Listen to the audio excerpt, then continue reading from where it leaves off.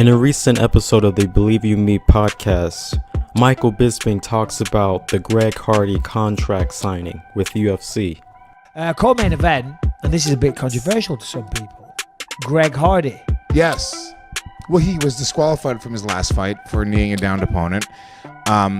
So I guess the theory or the question is... And what was the controversy surrounding him when he was signed to the UFC? Yeah, I mean, then he was also accused of beating the shit out of his... Not only beating the shit out of his ex, but throwing her in a pile of guns, which, you know, we've discussed many times on the show, is pretty funny in itself. Yeah, no, I'm going to beat you up real bad. I'm going to throw you on a pile of loaded guns. That's just... It's pretty hardcore.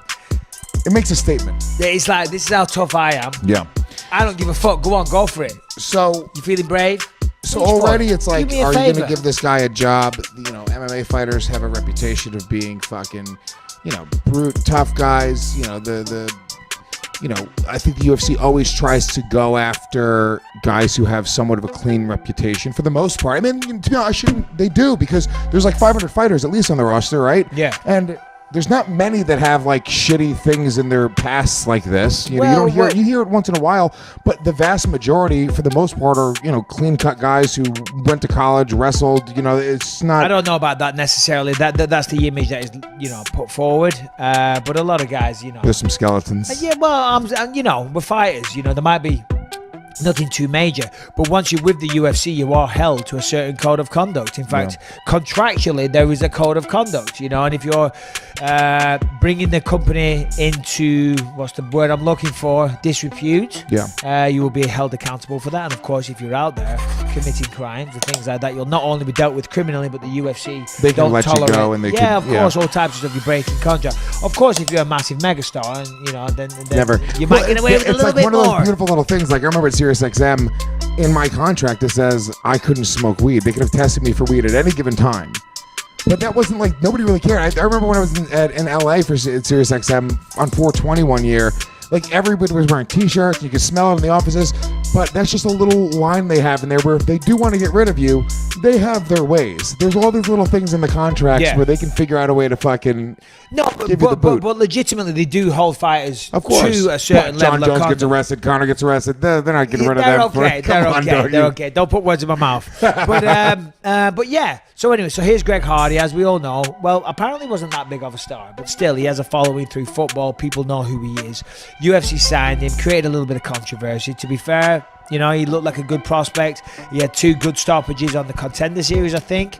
Certainly one on the Contender Series. I think he came back for a second. Or he had another fight somewhere, I forget. Anyway, looked athletic, powerful, aggressive, you know. And to be honest, if I'm the UFC, I'd sign him as well. At the end of the day, you know, yeah, he might have done something there. And I'm not defending him. But he wasn't found guilty, I think. Now, of course, there was... controversy surrounding that. Apparently he did something. I don't know the fucking ins and outs. I guess they said that he harassed her or something like that. I don't know the ins and outs. It's all alleged. All I know, it's all alleged. All I know is that human beings often make mistakes. Unless you're a real piece of shit, then you should be allowed a shot of redemption. So he got a chance at a second career in the UFC. I met him in Brooklyn. He seemed like a really nice guy. Of course, it was a quick interaction, so you can't really judge somebody on that. But what I saw was positive. Then he had the fight, and he was starting to gas a little bit, but he was dominating the fight, and then his opponent was down. As he was getting up, he kneed him in the head. Right, he got disqualified, he lost his win bonus, he lost his undefeated record, he was booed out of the arena. It was bad. I'm telling you, I was there. It was fucking crazy, the amount of hate he was getting. But he's back, and I'll be honest, I'm glad to see it. He was exciting. He had that. He's a weird character, dude. He's trying to play a bad guy. The way he like comes to the ring, it was kind of scary. Psychotic. He looks crazy as shit, but I like it. I like characters. Not everybody's got to be a good guy. There should be bad guys in the sport as well. It's good. It's I good don't for the want to sport. watch a good guy. No, I don't want to watch a good guy. As a fan, yeah, I want to watch a badass. Right. Or even if you want to watch a good guy, you want to watch somebody that has a fucking.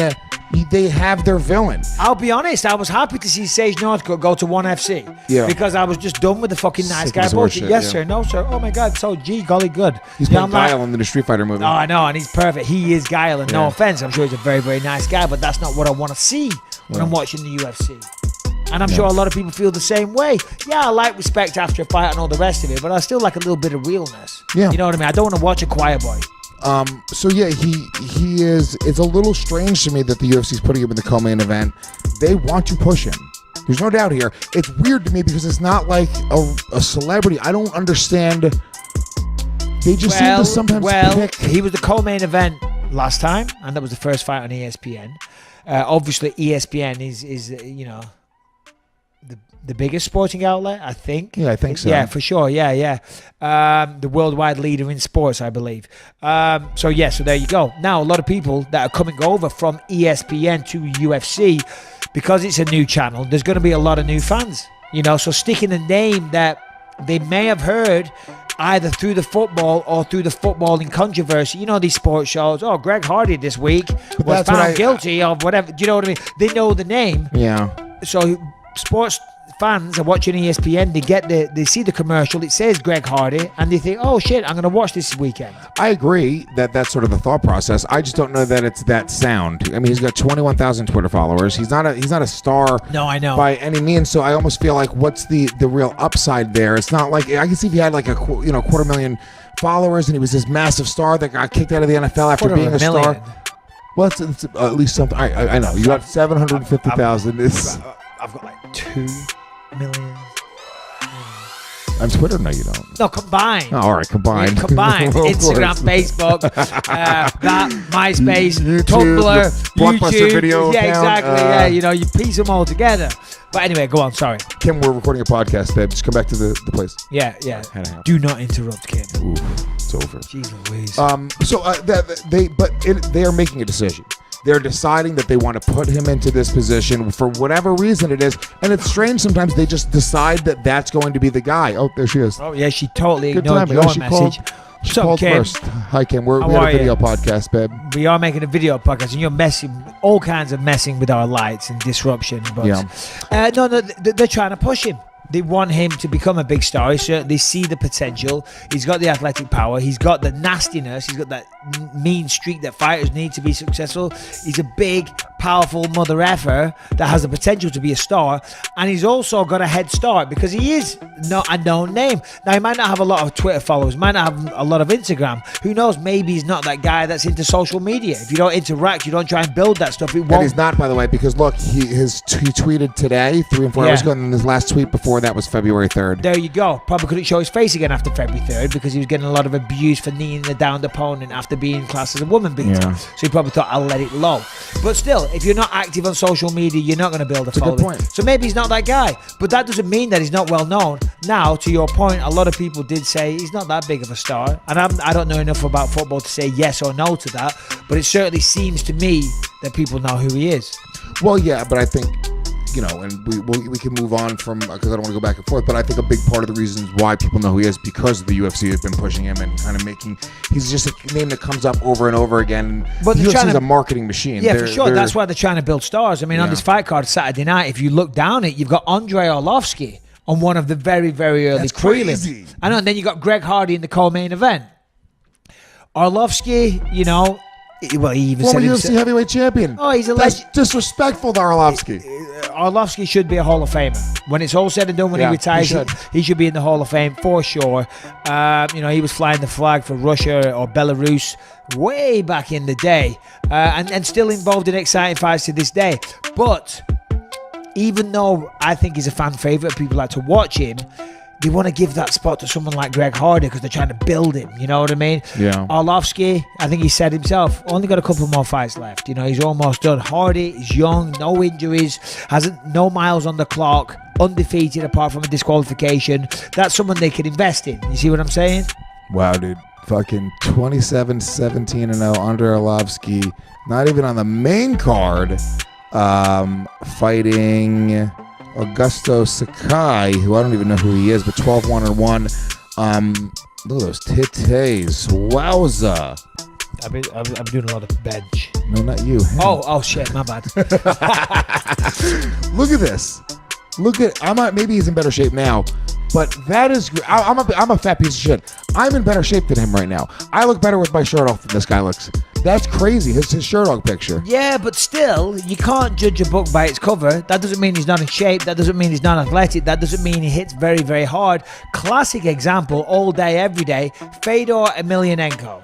That guy could go all day. Yeah, but he was solid. He look. Just take what I'm saying as gospel. That's all I need you to do. Is that too much to ask? On the world of stand-up comedy, I will agree with you. When it comes to this, I got you. In an interview with UFC Unfiltered, Mike Perry talks about his losses and MMA idols. Hey, I'm doing good. What's up? Good, buddy. You're talking to Jim, to Phoenix Carnivale, and to Alex Ponovic. Matt is out shooting with Dana today, so welcome to the show. All right, what's up, man? Hey, what show were we watching? We were watching Power, and you're a drug dealing priest. Yes. That's a great show, man. Thank you. Yeah, it is really good, man. Yeah, that was a very odd role. I thought you died. What's that?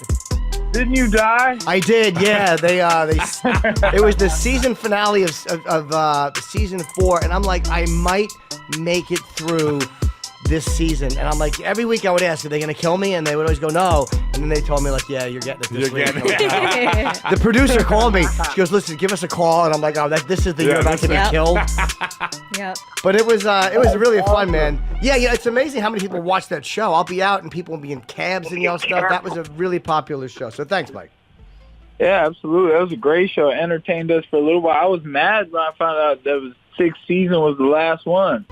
Oh, are they actually done with it? No idea. No, I don't know if they're done. I'm just saying that, what's his name's girl, the police officer girl on the show got shot right at the end, the last episode, and then I thought we were about to watch more episodes, and my girl was like, nope, that was the last one. Oh. I was like, oh, man, they leave you in suspense. Well, you didn't leave me in suspense. Now I know what happens at the end of that season.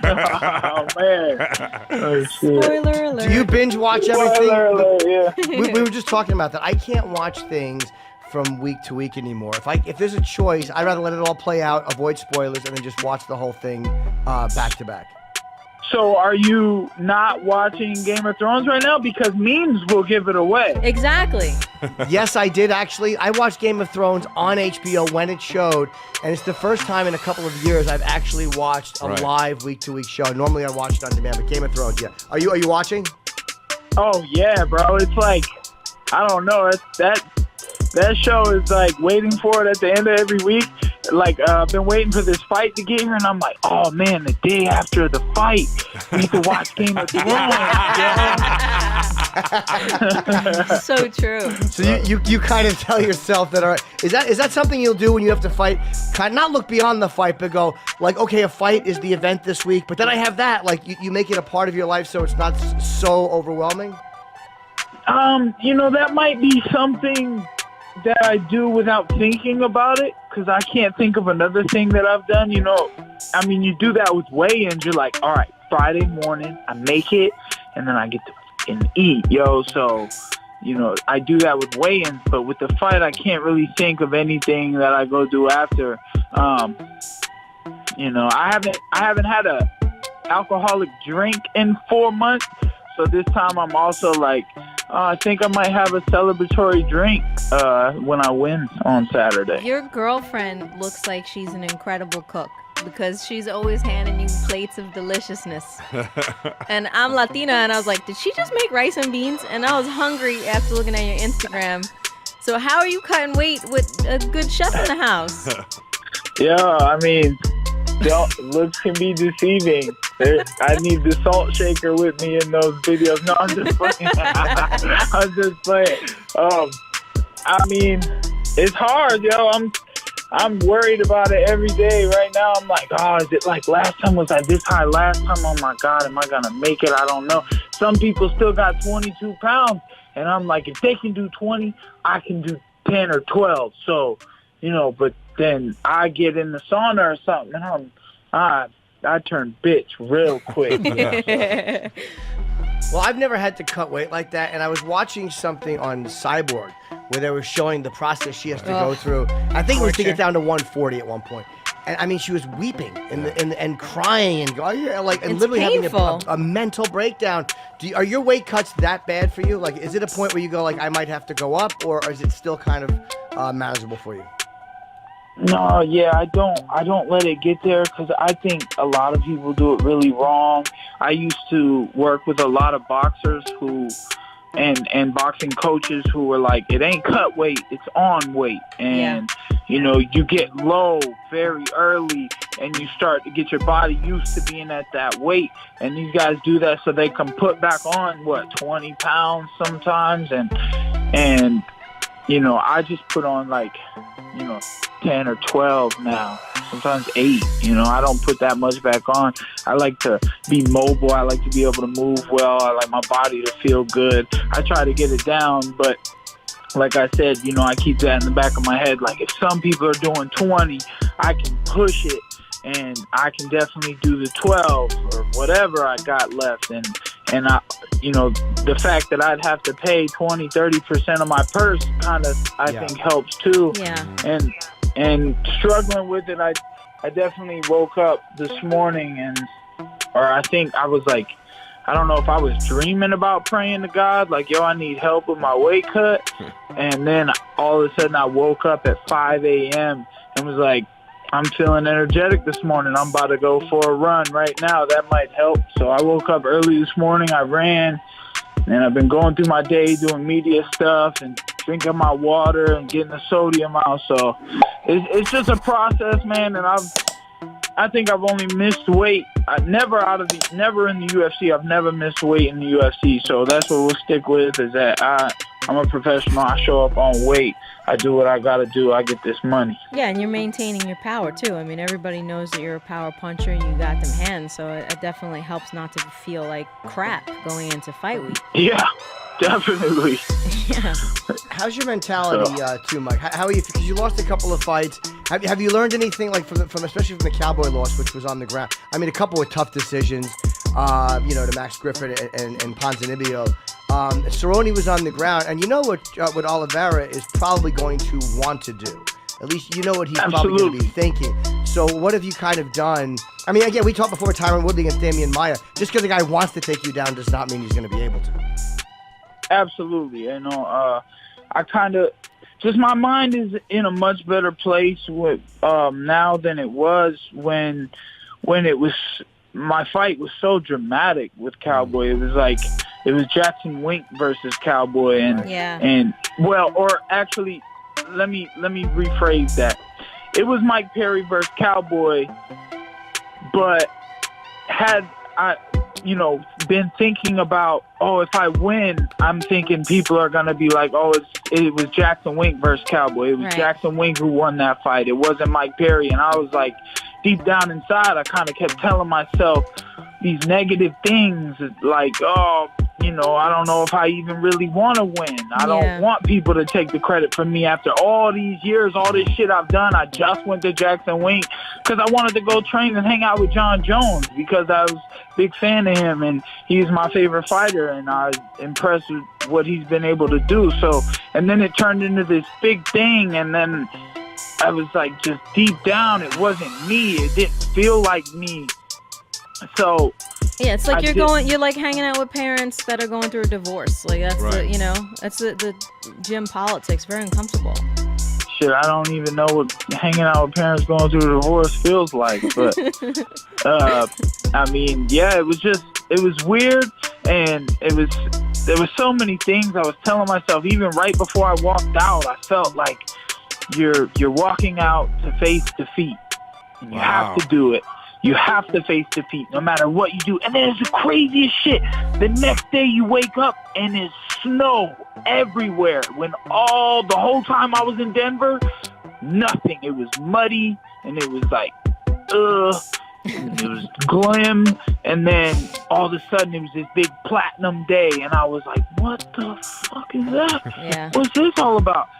And I like to get spiritual and think crazy stuff. And my mom was like, it wasn't your time yet. And I'm like, I have what it takes to beat that guy.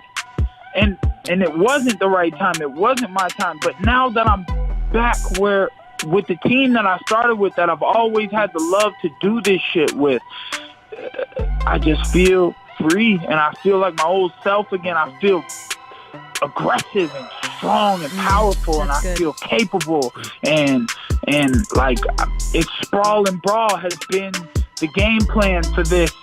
When I came into the UFC, it was sprawl and brawl, and then I got away from that, and then I brought it back for this camp. Your passion, and it involved a lot more jiu-jitsu. In order to practice sprawling and brawling, I had to grapple a lot more. Okay. You know, I was going to ask you that because we just had Greg Hardy on the phone, and you had won so many fights in a row, knockout, TKO, that after a while, it probably becomes a little harder to make yourself train on the ground when you're having such incredible success standing up.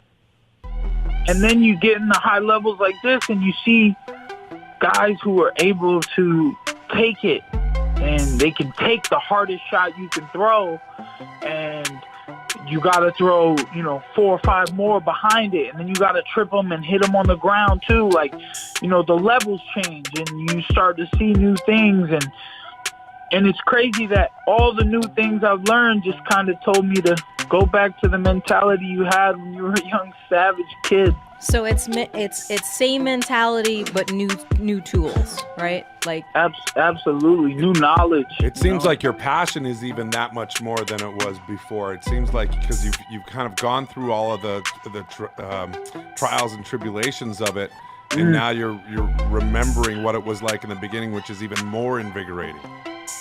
Yeah, that went away a lot too. That was a scary thing, just kind of like not wanting to give a fuck about winning or training or, and then I tried to find ways to like strike fear into myself so that I could go work hard 3 times a day. And then injuries happened, like little bumps and bruises that can really set you back. Yeah. And we have them all the time. You're never 100% when you step in the ring if you trained hard enough. But so, I've been through it, and I'm becoming somewhat of a veteran, and I've been watching the veterans win these fights lately, and you'll see a fight with like a new up-and-comer and a vet, and then the first round is like, oh man, the up-and-comer was doing this work, and then you see the second round, and it switched completely, and the veteran noticed everything they did wrong in the first,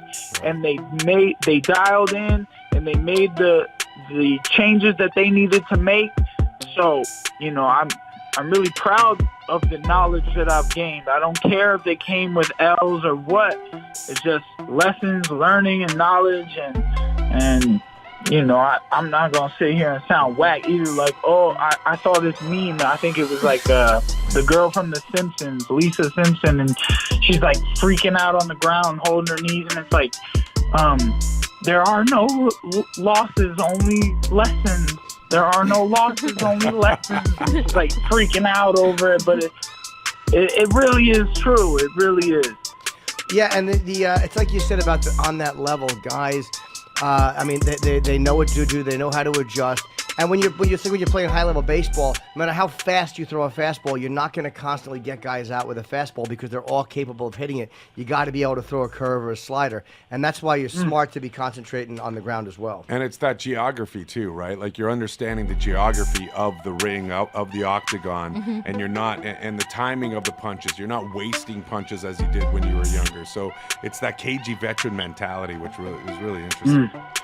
Being more patient and not letting, and there are guys who can run well in there, and there are guys who grab well in there, and I think that right now the game plan is to stop the takedown, and if they run, let them. And I've been stuck on that Bruce Lee saying, I don't say it exactly correct, but he said something about when time is right, it will land all on its own. Yeah. Yeah, Mike, you're only 27 too. You are becoming a veteran, but you're really still a young guy. So you have a lot of fights left in you. You have plenty of time to get where you want to go. I do not hit. It hits all by itself. Ooh. My bad Bruce Lee accent. I love that. But it sounds like, honestly, Mike, it sounds like your fight IQ is just increasing. So can you break down Oliveira for us and how you beat him? Without giving too much away, obviously. No, it don't matter. Right hand, right kick, right front kick, push you up against the cage, lean on you, try to drag you down to the ground. Great ground and pound, long reach, all the way out, all the way in. Technically, both of us want that. And, you know, like I said, stop the takedown, stop it again if I have to, break the will there, and when it's time, it will hit all by itself. Nice. Yeah, if you can punish him coming in as he's shooting for takedowns, if you can punish him a couple of times, maybe that will discourage him from making too many attempts. Absolutely, have to punish him. I have to be last. You got to try to be first and last. If he touches me, I got to touch him right back with 2 or 3. If you know what I mean, just if he does something that he wants to do, like shoot that takedown, I can't just stop him. I got to make him pay. You're right about that for sure. Mike, I love that you bring a lot of like old school boxing mentality into it too, because not just being first but being last is something that my boxing coach used to say all the time. Is that where you got that?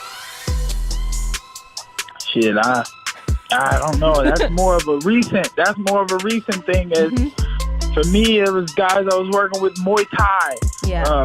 You know, we started working triggers. If off of I was working with Frank the Tank on that one because we figured Cowboy would throw some kicks, but the problem is guys ain't throwing offense, which makes them hard to counter. Right. You can't really counter a guy because they're not open if they're not throwing. Right. And these guys are fighting me. They're not throwing. They're grabbing me and hugging me, or they're running away. So if I stop the grabbing and the hugging, and if I'm not the one who goes for the damn takedown, or if I do get the takedown, I just got to be patient there and hold my position. I can't, like I took Cowboy down in the side control. My coach in Florida's like, oh, that's a 5-point takedown, bro.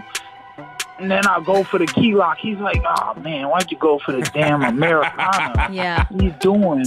And then I got out of it, and I stayed in his guard, but my weight was up high. So, and then he's like, you know this, when they go for the armbar, you don't fucking lift them up. And, you know, when I did pick him up, my head, these thoughts ran through my head at 1,000,000 miles an hour, like, oh, man, if this was concrete and you slammed them, this would be fantastic. And then it was like, oh, but there are rules. You can't spike them a certain way. They have those fighter meetings before the fight. They tell you can't, like, put them on their neck a certain way. I was like, okay, this must be high enough. I'm going to try to slam them now.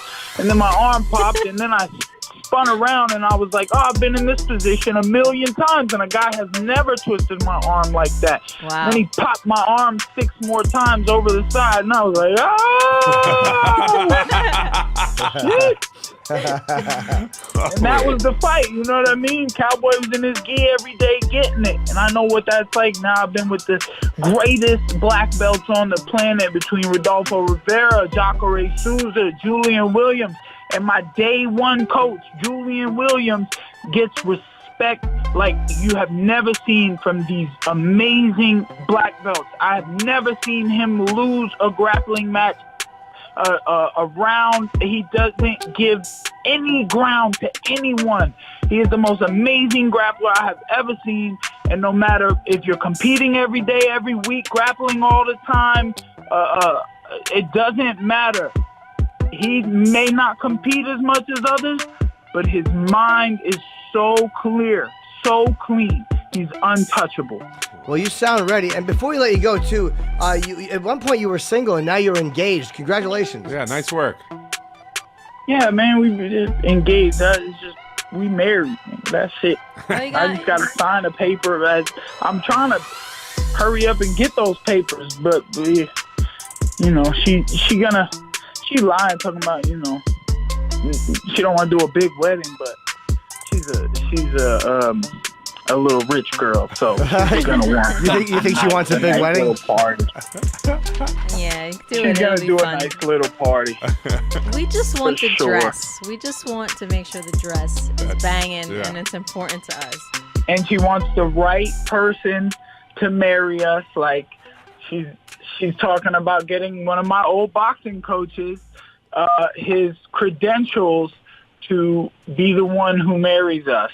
Oh, I like that. Oh, that's awesome. I like that. Mike, honestly, you're so like I really want you to recount every part of your day. Like Yeah. you're a really good storyteller. I can listen to you all day, man. And You're Discovery awesome. Channel should hire you to talk about like gorillas in the woods or something because you're amazing. But by the way, be careful. Maybe I'll be commentating soon, right next to Paul Felder. That you should. There you go. It is an easier Let's way of go. life. It's an easier way of life, commentating. I don't know what motivates guys like Felder and Cormier to fight at all when they're so good at commentating. Right. Why would you want to fight anymore? Because you love competing. Well, I mean, when you're sitting there watching those fights like that all the time, you're getting that energy from the Yeah. arena all the time. Wow. And you actually get the opportunity to get in there and put on a show for people. I can see why they would want to still fight. I guess so. What would dissuade me is the idea of being hit. So I guess that's why I don't. Hey, man, we love watching you. I know Matt loves you, too. So good luck, man. We're looking forward to you against Cowboy Oliveira. I mean, you just do not take easy fights, and you're not an easy fight for anybody you get in with. So good luck this Saturday, buddy, okay? Good luck, brother. I appreciate you guys, man. Be easy. All right, Later, take care, Mike. Mike. Be good. Oh my God, I love that. Yeah, he's dude great so guy. much. Me He's too. a really nice He's one guy. of the best personalities in the sport. Oh my Yeah. God, he's Yeah. so good. The Do clip you remember of- that? Remember that? There's that clip of the spa. That's my favorite. Yeah, it's so great. Oh, oh my God, we just It was with British, Darren Till. Darren Till, yeah. Yeah, Darren, I thought you wanted to go to a spa. No, I want to spar, man. That was awesome. So yeah, he has been training with Jacare, so hopefully that helps on the ground. Yeah. Because you know what Oliveira's going to want to do. Oh, Yeah. he's definitely going to want to Yeah. drag him down. But the thing is, I really liked, like, obviously his aggression is one thing, but I remember him using really... On episode 129 of the Below the Belt podcast, Brenden Schaub comments on horrible boxing matchups, or in a sense how boxing has a tendency to make horrible matchups. In boxing, promoters. Everyone has their own agenda, so we have no idea if the fight's going to happen. It should be the fight that happens, but we have no idea. Hope it happens. I don't know. I have Crawford as the favorite. Am I just underestimating Spence? I had Mikey Garcia beat him too. You think Spence gets it done? I would assume. Yeah, I don't know. Spence is bigger. I wonder what the odds are. I bet odds are out already. I bet Spence is a slight favorite. Here's the other problem with boxing. Name the best matchup coming up. Go. Probably Canelo. Canelo versus Jacobs is a hell of a fight, but that's probably the closest you're going to get. No odds on that yet, Chin? I don't see it.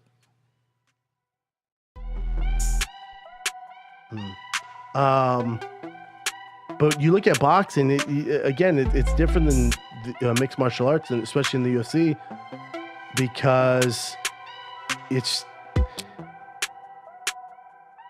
When you think of the UFC, think of the great matchups coming up, right? You're always like Stylebender versus fucking Whitaker. That's happening. Guaranteed that's happening. You're getting John versus the number one contender. That's happening. There's some hoopla where this guy come in, Brock Lesnar come in, or CM Punk come in, but in general, number one's always fighting number one. Number one's fighting number two. The champ's always fighting number one contender, and there's all these contenders underneath them. There's usually a rhyme and reason why the guy's fighting. With boxing, it's up in the air. Like I was thinking about the most excited I am about boxing, the fight coming up. Like Canelo versus Jacobs, that's no easy walk in the park for Canelo. Jacobs is a tough motherfucker. I thought he beat Triple G. Could have went either way. I wasn't even mad if you want to give it a draw, but he's a nightmare, man. Great story, came back from cancer. Amazing fighter. Absolutely amazing fighter. Not a walk in the park for Canelo. Other than that, name the best matchup. Name the best fight coming up. Like big name, big star, big draw fight.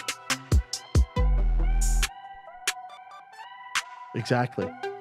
People are like, dude, come on, man. Wilder versus Brazil. Get the fuck out of my face. It's going to be a fun fight, and I'll be there, and I'll watch it. But I'm not... That's not starred on my calendar. Now, if it's Wilder Fury... If it was Joshua Fury, Joshua Wilder, sign me up. Even Ortiz Joshua, sign me up.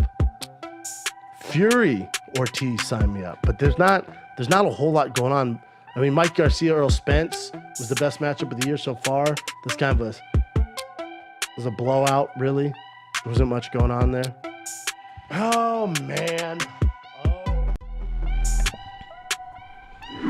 If you have not already, hit that subscribe button with its notification bell and leave a comment in the comment box below of what you thought of the video, and tune in for more on MMA News Outlet.